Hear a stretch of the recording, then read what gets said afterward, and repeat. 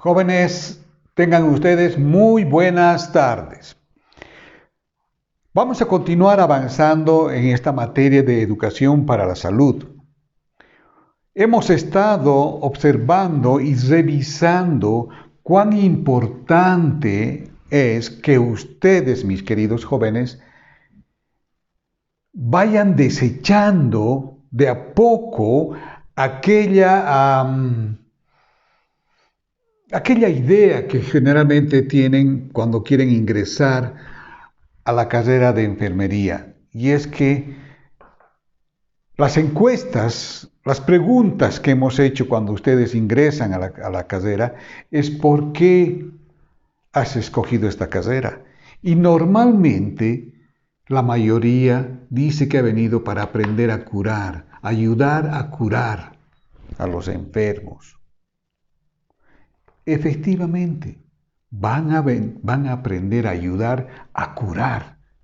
El médico generalmente es el que sabe más de esta situación de curar, de atender a los enfermos.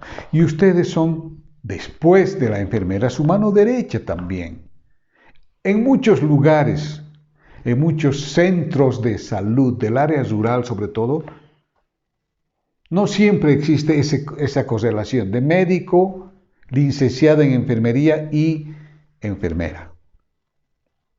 Puede haber esa relación de médico a enfermera. No hay la licenciada.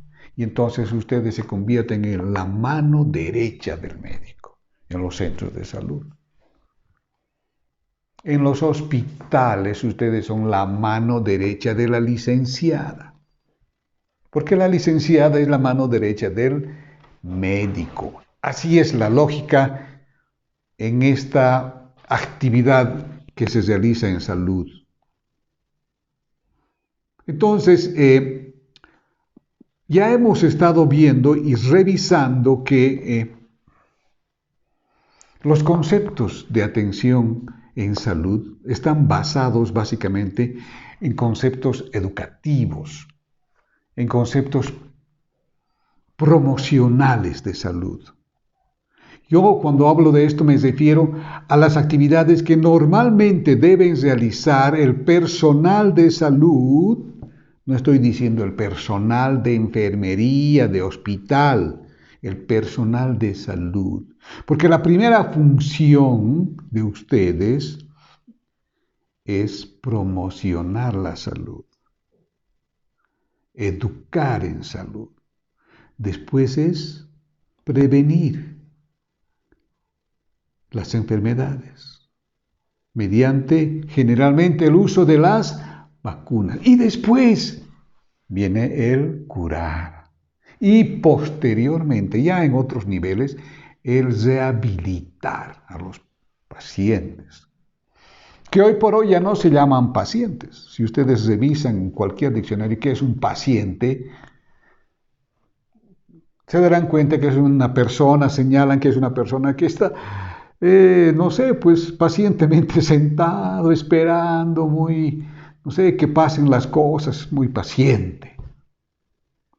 Ya no hay ese término, son usuarios de los servicios de salud. Vienen a utilizar los servicios. Y ustedes son prestadores de los servicios de salud, van a ser. En esa lógica, mis queridos jóvenes, ya hemos revisado el concepto de educación en salud, ¿no es cierto? Hemos dicho que es un proceso.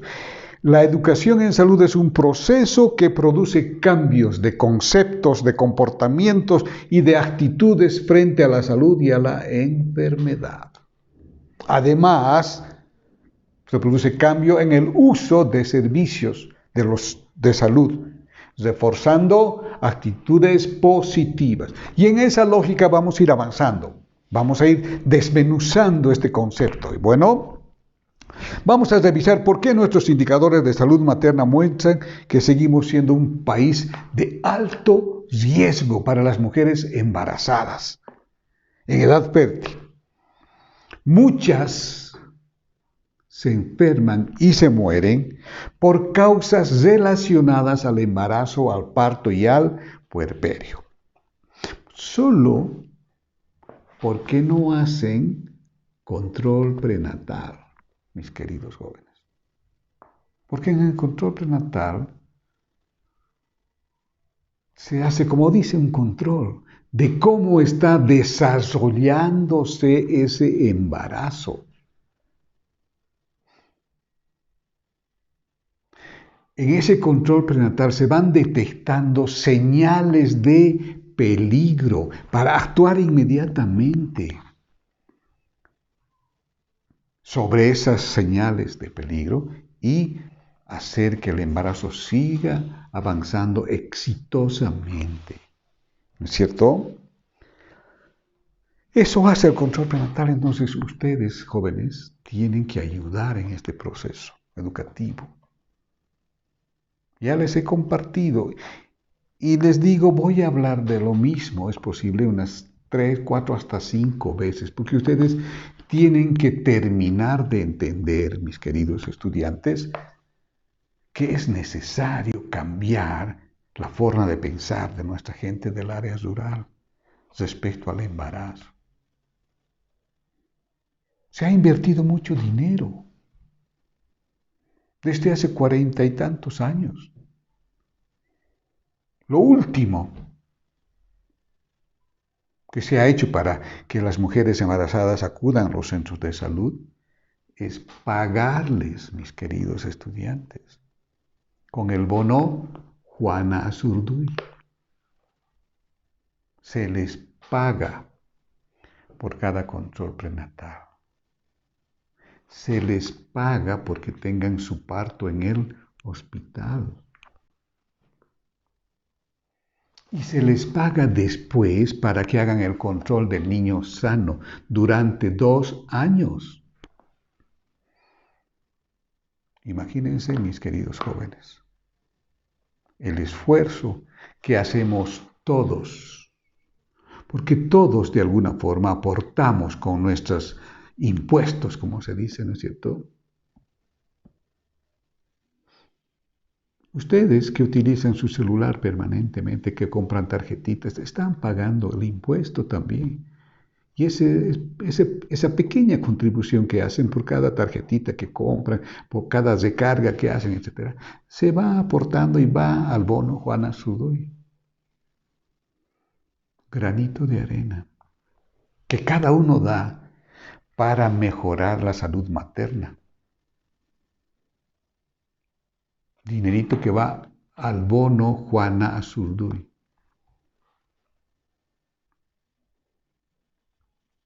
Entonces, mis queridos jóvenes, nosotros tenemos que trabajar en el área rural sobre todo, para que nuestras mujeres embarazadas pierdan el temor de ir al control prenatal. Pero no podemos dejar a un lado a la pareja, al esposo. Tenemos que trabajar muy fuerte en esa área, mis queridos jóvenes.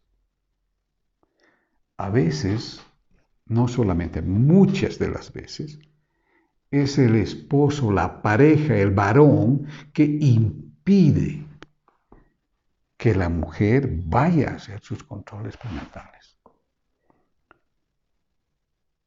La mujer embarazada ya está consciente de la necesidad que tiene de ir a hacerse un control prenatal, porque ella es la que percibe la evolución de su embarazo. Y tiene muchas preguntas que hacer. Y eso le facilita el control prenatal, que ella pueda hacer sus preguntas, hacer conocer sus inquietudes. ¿Por qué, doctor? ¿Por qué, doctorita, esta situación es así? ¿Por qué siento que me duele la cintura? ¿Por qué siento que mi cabeza... Todo tiene derecho a preguntar la mujer embarazada para tranquilizarse y para cuidar su embarazo. Entonces es importante que el varón también acompañe este proceso. Porque es él el que ha fecundado, ¿no es cierto?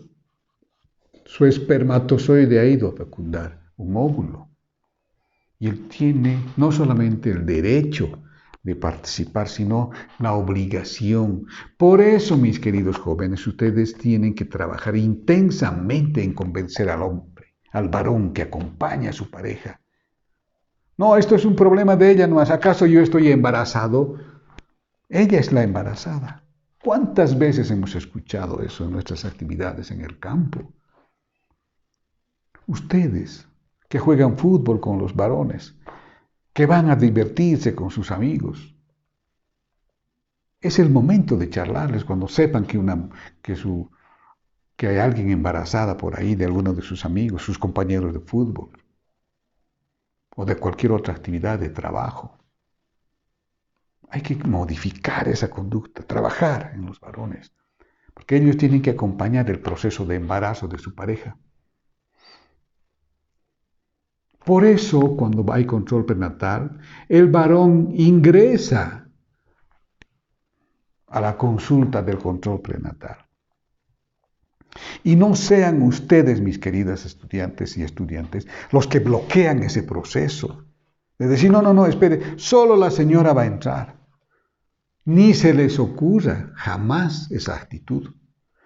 Más bien, si el varón está ahí en la puerta, temeroso sin saber si va a entrar o no, invítenlo a pasar.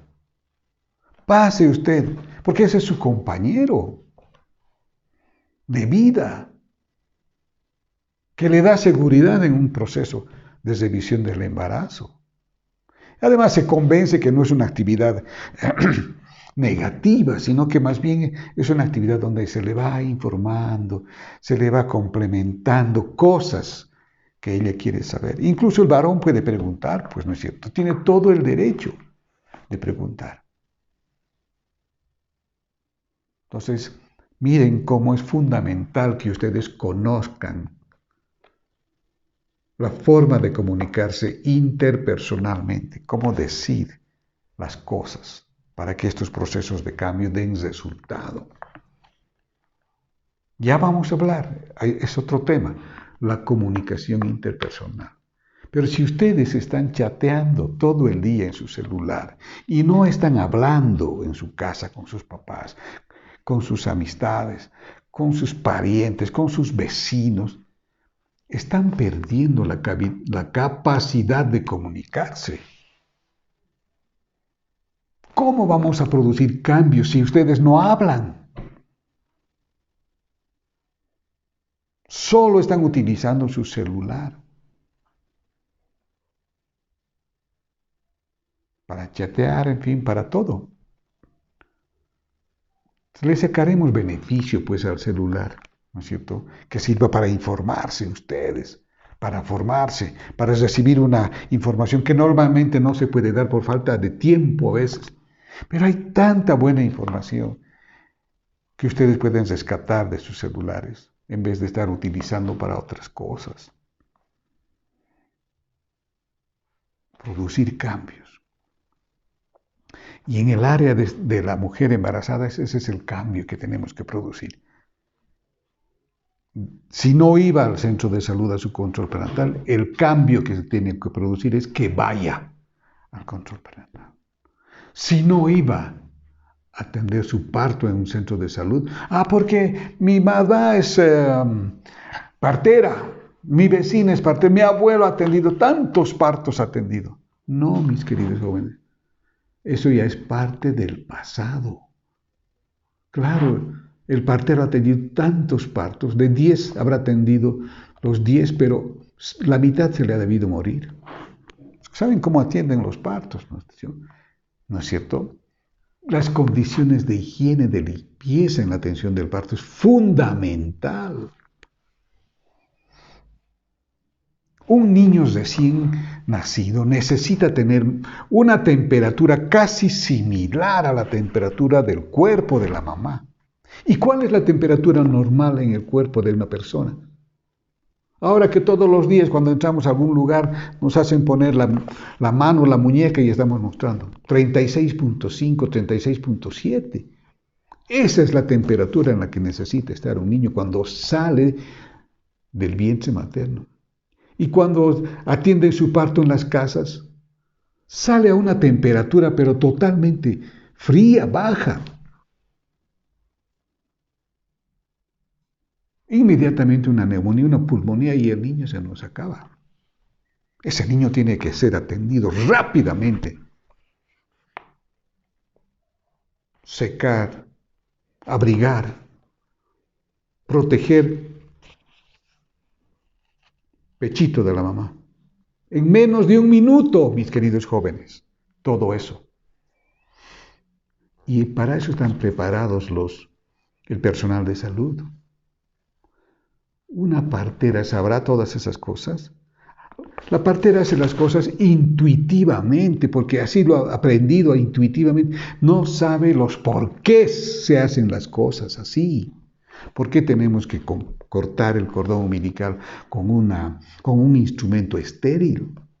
Están cortando con con el cuchillo de la cocina, con la tijera que la mamá ha estado cortando telas, cualquier otra cosa. ¿Qué sabrá de la temperatura del niño? Intuitivamente sabe que tiene que atender. Porque el parto no es una cosa fuera de lo común, ¿no es cierto? No es nada tremendo, pero tiene unos requisitos para que ese parto sea exitoso. Y el requisito mayor es la higiene, la limpieza. Por eso ustedes, mis queridos jóvenes, tienen que cambiar de actitud en esa comunidad. Ya no puede atender una partera el parto. Ya no puede estar atendiendo el papá, la abuela, no sé, la vecina, porque ha atendido hartos partos. Porque Dios es grande y generoso. Viven los niños que han sido atendidos por una partera. Y la mamá, sobre todo. Con las condiciones que tiene una cama. ¿Está esa cama con sabanillas esterilizadas, limpias? Pónganse a pensar, mis queridos jóvenes, cómo se atiende un parto en una casa y cómo se atiende un parto en un centro de salud o en un hospital. Las condiciones favorables en un hospital y totalmente desfavorables en la casa, en el área rural, donde a veces comparten 2 o 3 personas el mismo dormitorio, donde incluso tenemos animalitos en el dormitorio. ¿Cómo será? Está totalmente infectado ese ambiente. Y a ese ambiente va a venir un recién nacido, que está saliendo de una condición estéril de una mamá. Por eso tenemos que trabajar, mis queridos jóvenes, intensamente. Por eso se les paga a las mamás para que vayan a hacer su control prenatal. Para que ya no se mueran. Es tremendo, pues, mis queridos jóvenes, que una mamá que ha tenido su parto en su casa se muera. ¡Cuánto dolor! Y ese bebé, suponiendo que ha salido bien, ¿cuánto tiempo durará viviendo sin la lactancia materna? Y ese papá, sin su esposa, sin su compañera, ¿sabrá atender a un recién nacido? Miren, tremenda la complicación cuando se muere una mamá durante el embarazo, durante el parto, durante el puerperio, posparto. Es tremenda la situación. Grave, por decirlo poco. Entonces, esas actitudes tenemos que cambiar mediante la educación, la promoción de la salud, salud y salud, educar. Entonces, cuando hagan ustedes el esfuerzo de seguir avanzando en el cuidado de la salud de su comunidad, van a ver resultados favorables. Ya el centro de salud se va a llenar de niños saludables, pues que van a controlar su salud cada 2 meses y no de niños enfermos. Ya hemos hablado cuánto significa tener un niño enfermo en la casa, con diarrea, O un niño que no ha sido vacunado y que le dé coqueluche. ¿Ustedes han visto? Más bien ya no hay mucho de esto. O pero que le dé una neumonía. Grave, ¿no es cierto? Hace muchos años ya hemos estado eliminando el sarampión, la parálisis infantil, la varicela, la viruela, por medio de las vacunas. Entonces, mis queridos jóvenes, no tienen que sentirse menos ustedes cuando vayan a educar a la comunidad. Más bien siéntanse importantes porque son educadores en salud. Pocos son los educadores en salud. Y ustedes que trabajan en un centro de salud tienen que ser educadores en salud. Qué lindo llegar a un barrio, a una casa, dar una charla educativa. No necesitan tener una audiencia de 20, de 30, ni de 5. 2 personas, si ustedes van a ir a hablar sobre la lactancia materna, los beneficios y la importancia de la lactancia materna, van a tener una mamá, quizás una vecina más. 3 personas y ustedes hablando sobre los beneficios y la importancia de la lactancia materna, generando cambios. ¿No es cierto? Entonces los logros no son como los que tienen los alcaldes cuando van adoquinando una calle o van haciendo un monumento o van haciendo pintar paredes, etc. Los logros en salud son que nuestros niños ya no se nos enfermen, que ya nuestras mujeres embarazadas ya no se enfermen ni se mueran. Esos son los logros en salud. Y eso es lo que tenemos que buscar nosotros. Que ya no se nos enfermen nuestros niños. Que todos estén vacunados, porque ese es el desafío. Hay un programa que lo vamos a revisar después. El PAI se llama, Programa Ampliado de Inmunización, que exige coberturas de vacunación casi del 100%. No se puede perder ningún niño menor de 1 año sin que sea vacunado. Eso es una responsabilidad de cada centro de salud. Es un esfuerzo, se gasta mucho dinero, se hacen rastrillajes. Cuando faltan 2, 3 niños, ¿dónde están esos nuestros niños? Hay que ir a buscarlos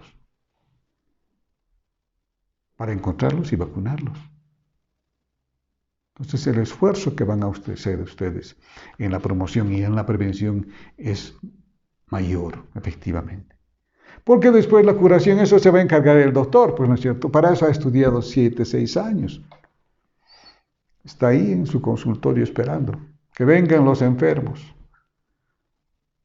Y grave, lindo, más que grave, lindo va a ser cuando el doctor venga a su centro de salud y resulta que no hay enfermos.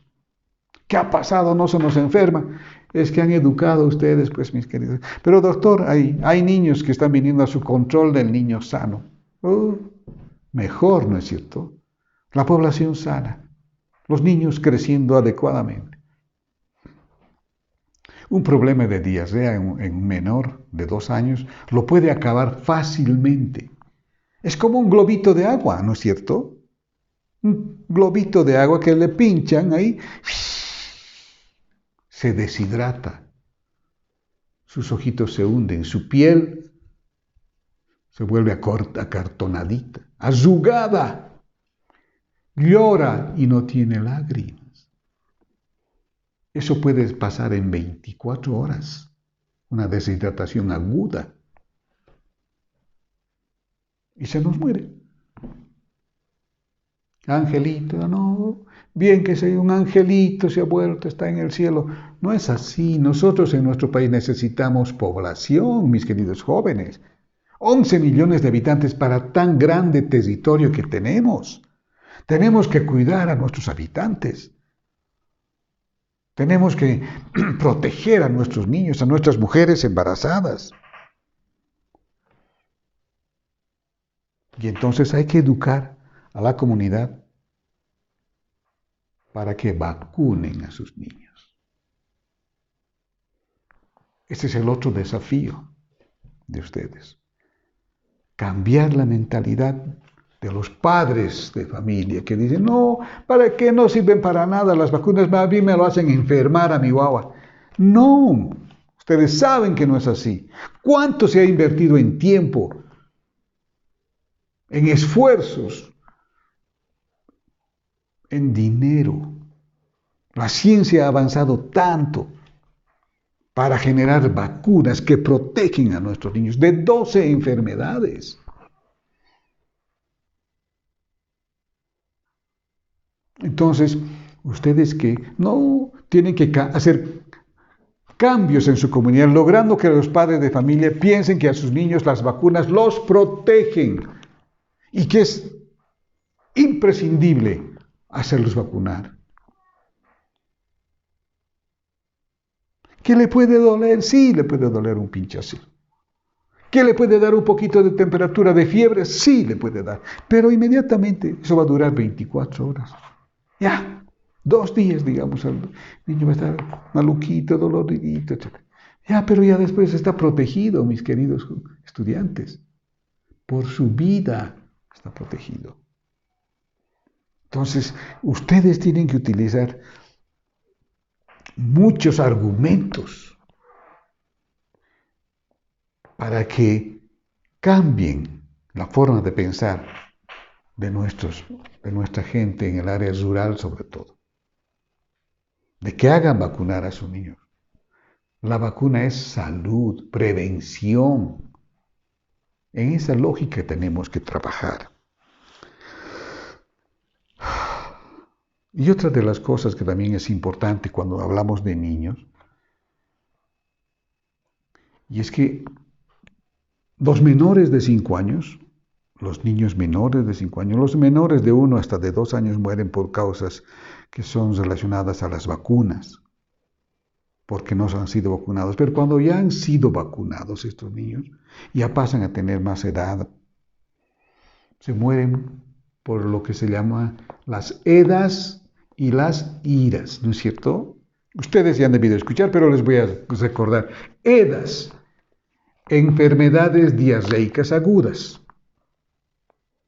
Antes se pensaba, mire cómo se pensaba antes, que normalmente un niño podía tener hasta 6 enfermedades diarreicas al año. Eso era aceptable. Se pensaba. Estoy hablando de hace unos 20 años atrás. Diarreitas. 6 veces al año podía tener diarrea. Y eso se pensaba que era normal. Lo normal es que no tenga diarreas. Porque ya les he dicho, a un niño menor de 1 año, de 2 años, una diarrea aguda, deshidratación aguda, lo puede liquidar en menos de 24 horas.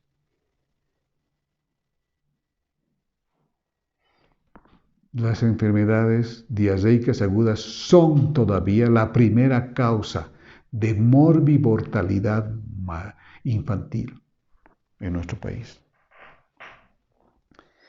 ¿Y cómo? ¿Cómo tenemos que cambiar esa conducta? Enseñando a los papás que deben manipular bien los alimentos de los niños. Porque ¿por dónde entra el problema de la infección gastrointestinal? ¿Por los ojos, oídos? Entra por la boca para producir diarrea. Entonces, todo lo que tiene que entrar por la boquita del menor de 5 años tiene que estar libre de gérmenes. Agua hervida, tibiecita. Todos los alimentos bien cocidos. Evitar que esos niños estén metiéndose la manito a la boca con las manos sucias. Lavar las manos. ¿Sabían ustedes que el solo hecho de lavarse las manos antes de comer evita casi el 70% de las diarreas en los niños menores de 5 años en nuestro país? Imagínense que el niño, que la mamá le lave sus manitos con jaboncito y agüita, ese niño es libre de tener diarrea. 70% de las diarreas son provocadas porque ese niño ha metido su manito sucia a la boca o ha comido alimentos contaminados. Trabajaremos en eso, mis queridos jóvenes. Y las iras, infecciones respiratorias agudas. Infecciones respiratorias agudas. Generalmente son esas gripecitas que no han sido bien cuidadas, que se enferman mucho nuestros niños. Gripe, tos seca.